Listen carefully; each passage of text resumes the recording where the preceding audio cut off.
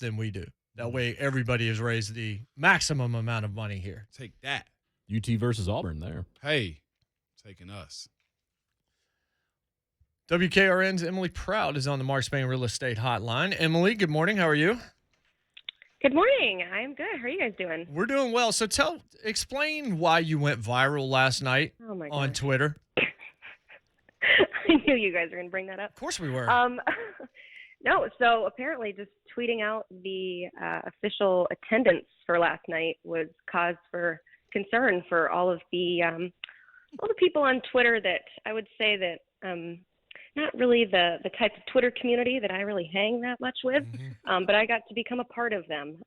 Guys like Total Frat Move and Barstool and all of those guys decided to share the record the attendance because it came out to be exactly 69,419, which if your brain immediately goes in the gutter, that's close to 69 and 420. So that was fun. I said to stop and think about that. Over my Twitter account in the third quarter, and I had no use of it afterwards. I was hoping to engage with people down the stretch or after the win or see what they had to say. No, just shut it down. Any notification I got was in regards to the attendance. Wow. This is good. The child of me is laughing so hard right now. Oh, and that's all of you. That's me. Hey, I got to give all Schaefer credit, though. Schaefer said he didn't think of it. I didn't either. So, if you weren't, I'm sure, but on Zone TV right now, if you saw my face as you were doing that, I'm like, what is 419? What am I missing? I here? retweeted the number out last night. Look at that. A dad has made you more mature. I like it. Well, thank you. Yes. Not me. I retweeted the number out last night, just helping Emily out, knowing she was going to be on the show today. Never even thought about it. I wake up this morning and Emily's just all these replies and responses to her, and I'm like, oh, bless your heart. Man. 2.2 million engagements. I mean, that's what? Nuts. Yeah. Yes. This is what's wrong with society, Emily. Not that you should be getting 2.2 million engagements, but not for stuff like this. You know what I'm saying? It was a fun night for sure. Everybody's asking, who was the one person? Who are you? Mm-hmm. Oh yeah, I mean there were a lot of election jokes as well, like this is why you show up to the polls, or this is proof that one person can make a difference. I mean, it was pretty funny. I mean, it was comical. Let's go. I saw that one person make a difference thing, and I didn't know what it meant.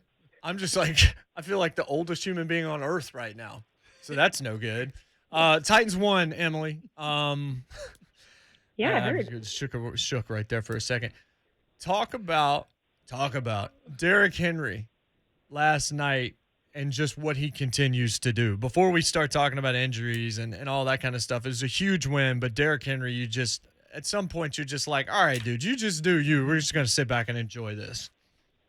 Yeah, it's just nuts. I think I had a hit earlier in the week on Monday, and I said something along the lines of, guys, every week I go back and forth. Am I talking about Derrick Henry too much? Am I not talking about Derrick Henry enough? But when he continues to do stuff like this, I mean, you got to step back and appreciate it. And I think that's what, we as the Titans media and Titans fans have decided to do as well, because you kind of went through a phase where, I don't know, maybe you could say that there's a little bit of exhaustion just because it was like, oh, yeah, Derrick Henry again. Oh, story of the game is Derrick Henry. Mm-hmm. But then I think we've gotten to the point where now it's like, okay, let's just collectively decide to appreciate the heck out of this, because it is so incredibly unique what he's doing. And it's not just the 76-yard touchdown run, because I was in the building for the 99-yard touchdown run too, and that was absolutely nuts. And he does crazy stuff like that where a human being of that size should not move that quickly. And you got to appreciate it. And then you look at, Micah Hyde, that we call it a business decision when you decide whether or not you want to stand in the way of Derrick Henry and where he's trying to go, and give the poor man some credit. He stood there and took it, but it's just another reminder of all the different things that Derrick Henry does well. He's so many different running backs put into one. He's incredibly fast. He's incredibly strong and can move bodies and move piles. And I can't remember, I think it was the 4-yard touchdown run earlier in the game that he just carried Bills into the end zone with him, almost reminiscent of A.J. Brown against the Ravens last year. I mean, it's just so many things that he can do, but I got to go back. The most impressive thing that Derrick Henry does is he's always there.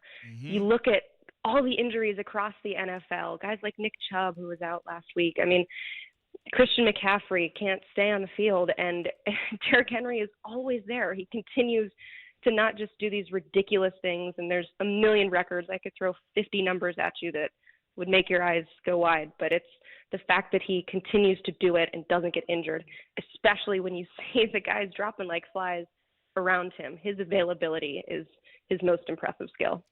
When you look at this team, I mean, they won a big game on Monday night in front of the world to see. But there were some injuries, Emily, that kind of, they need to answer these fill-ins real quick. What do you take from Farley and just others who just now have season-ending injuries? Was it Cam Batson and Farley right now, 2 ACLs? Yeah, and I'll put Farley kind of an island on him by his own because, you want to talk about if this is some sort of pattern. I know that people like to bring up what's going on with the strength and conditioning program with soft tissue injuries. And obviously an ACL is a freak accident, and that's nothing. There are things that you can do. There are mobility workouts that you can do. I'm sure you know this, Moan. Like there's certain things that you do to help build the strength around your knee and all the muscles around it. As a former women's soccer player, I mean, we tore ACLs like they were nothing. So there is stuff that you can do, but ultimately it's, with Cam Batson, you thought it was non-contact. It was before he even made contact on that kick return. And so it is a freak accident. But when it comes to Caleb Farley, when this is his second ACL, when he dealt with the back issue, when he came into the draft with all of these concerns, I think there was an Athletic article where one unnamed source or a general manager or somebody that helped with drafts for a team said that his injury history was just awful. His report was made him untouchable. Yep. And so with Farley, yes, it is a freak accident, and ACL is like that. But because he has the history, it stinks. But the conversation is going to be about John Robinson missing on 2 first-round picks back-to-back. And so with Farley, he's on an island when it comes to the injury conversation with him. But I think headed into the game, Kim Smith with the Titans showed me this graphic that said that the Titans had the worst injury luck of any team in the NFL before the game. And then 5 guys go out in the middle of the game. Yeah. Out. There's guys that, get banged up a little bit here and there and are deemed questionable but come back in. 5 guys ruled out in the middle of the game. I haven't seen that in a very long time. It was one of those things, you're in the press box, you're taking notes, you're watching the game, and the guy comes up on the speaker and goes, number 77 has been ruled out with a concussion, and number 35 has been ruled out with a foot. And so it's all of these things that it's very unique, and I don't know how this continues to happen with the Titans, and that's why they call it injury luck, because a lot of it is luck. And coincidentally, the Bills have the best injury luck headed into that game. So it's funny how things work out like that. Well, that's the only luck they had, Emily, since they lost the game anyway, despite all of what you just said. As it relates to Farley, I'm trying to figure out, is it fair to go after John Robinson about it because it didn't work out? Because if it works out, we're not talking about it. He picks Jeff Simmons, it works out. We're not talking about John Robinson in that way. Caleb Farley, all sorts of red flags. The whoever it was from one executive with the teams that said his medicals were terrible. I think that was the actual word that was used in that piece in The Athletic from Mike Sando. And so now it doesn't work, and it's not even the same ACL. It's the other leg. So now he's had both ACLs ripped, back surgery, missed 2020 from COVID, comes back. He didn't look great. He was getting maybe a little better right before he got hurt, but he didn't look great early in that game at all. Now he's set back for another year. So is it fair to criticize John Robinson for taking a risk that doesn't pay off? Because if it had paid off, we wouldn't be talking about it, and there have been risks he's taken that have. Absolutely, it's fair. I mean, it's the same thing as winning masks all problems. The Titans have done a good job, getting it done, except, of course, against the Jets and the Cardinals. But they've won games despite a lot of issues that we've continually pointed out. And there has been a lot of negativity surrounding this team, despite the fact that they've won 4 games, because winning masks all problems. And and you don't have to think about all of these issues they're getting it done. Obviously it's our job to bring up those problems and to talk about the injuries the day after an exciting win and what happens next and that sort of thing. So I absolutely think it is fair. It stinks because it's a gamble, and that's so much of what the draft is. But it's one thing to be like, well, hindsight's 2020. They didn't know that he was going to get injured, but there's so many signs pointing towards that, and it was a huge gamble, and it was what everybody feared on draft night. It's what everybody feared afterwards, and you saw the press conference with Caleb Farley after he was drafted. I would say 80% of the questions were about his injury and is he going to be ready to go. And so it wasn't, the thing with Isaiah Wilson, you never, the night of, we're like, oh, do you have some personality red flags? Are you going to ditch this team? Are you going to get a DUI in training camp? Are you going to jump off a building? Like those weren't the questions.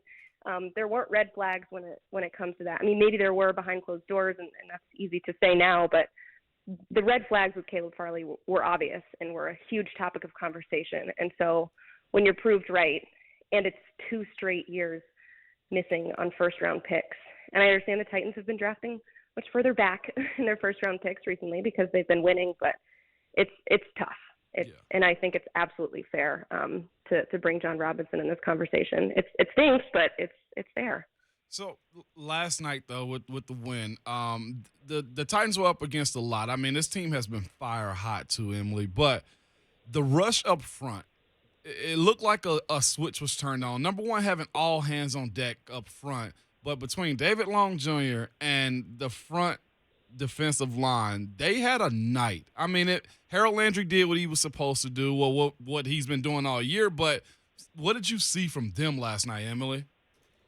Yeah, I mean, this defense is the epitome of bend but don't break. I mean, the stops that they made when it counted, 3 red zone stops, obviously the game winner on 4th down. This defense does a really good job of not letting, the losses and the little losses, in the middle of the field really affect them when it comes, down to the important part, which is the red zone and making sure you're holding this team to field goals. But yeah, I mean, you got to give a shout out to Danico Autry. I think he had 7 quarterback pressures. He was all over Josh Allen. And although the Bills have a lot of different pieces on that offense that could hurt them, and he spread the ball around quite a bit. Emmanuel Sanders getting involved, Cole Beasley getting involved, Dawson Knox. I mean, Stephon Diggs, obviously there's a lot of weapons. So it's not as simple as that kind of, I would say, the Bill Belichick school of thought, where if you just shut down one person, then you should be good to go. But it generally helps when you're able to shut down a quarterback and make his life difficult. But I think something that is kind of not as talked about part of that game too is that they were able to really contain Josh Allen's running ability too. You saw him just slice up the Chiefs this past weekend, and the Titans did a really good job. And they've struggled against quarterbacks who are able to run so far this season. And so that was really good to see that they made a point of not allowing that to be part of Josh Allen's game. One more on the way out. Chiefs are up next. There, a lot of people seem to be off of that train. I'm not off of it yet. I know that. I mean, the defense has struggled in years past, and they've ended up in the Super Bowl more often than they haven't with Patrick Mahomes. How do you feel about the Titans, knowing the injury situation right now, knowing what they're not going to have on the back end, dealing with another, high octane offense that likes to throw the football? I don't know. Do you know? No, of course not. That's why I'm asking you. That's the problem with it. That's the thing.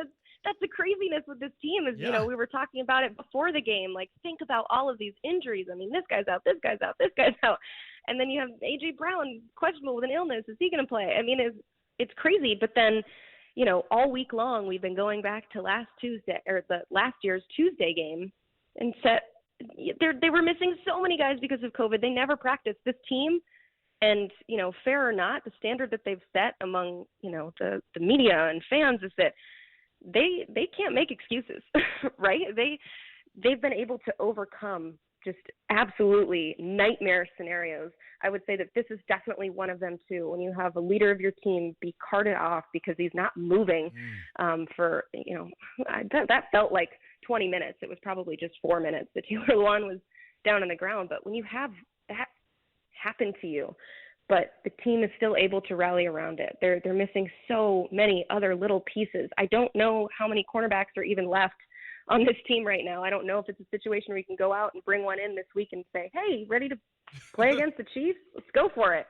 But that's the thing about this team is that you never know. And I know that it's kind of the Titans' MO to have a letdown game, as everybody says, but also losing to the Chiefs, I don't know if that's really a letdown. No, They're a really good team. I know the letdown would probably be losing to the Colts the next week, but you never know with this team. And as much as you can say that their backs are against the wall, that this team never thinks that. And so it's obviously, looking at it on paper, you would say, oh my, they got no chance against these guys. They barely have enough bodies to field a team. But they don't believe it, and I think that's the most important piece. Yeah, well, I think the letdown game may have been the Jets. Like, that's the definition of a letdown. Yeah, no, we already got a letdown game. Yep. Yeah, so maybe I don't think the Chiefs. I don't think the Chiefs. Maybe not even the Colts because of where they are relative to the Titans in terms of the rivalry between the two. So we've retweeted your tweet. Yep. Emily, to help out your engagements because you clearly don't have enough yet. No, I will say though, I felt kind of cool when Twitter notified me, hey, it looks like you're getting a lot of notifications. Would you like to shut this down? So that was fun. I learned that that's a new part of Twitter. But now I can't get any notifications from people that I'm like related to. So I've shut it down pretty well. But thank you guys so much. I appreciate it. That tweet needs to get some more traction. Of course, man. We got you covered, Emily. We appreciate you. Thanks so much. Thank you guys. Thank you. That's Emily Proud. By the way, I agree with her. I think it is fair to talk about John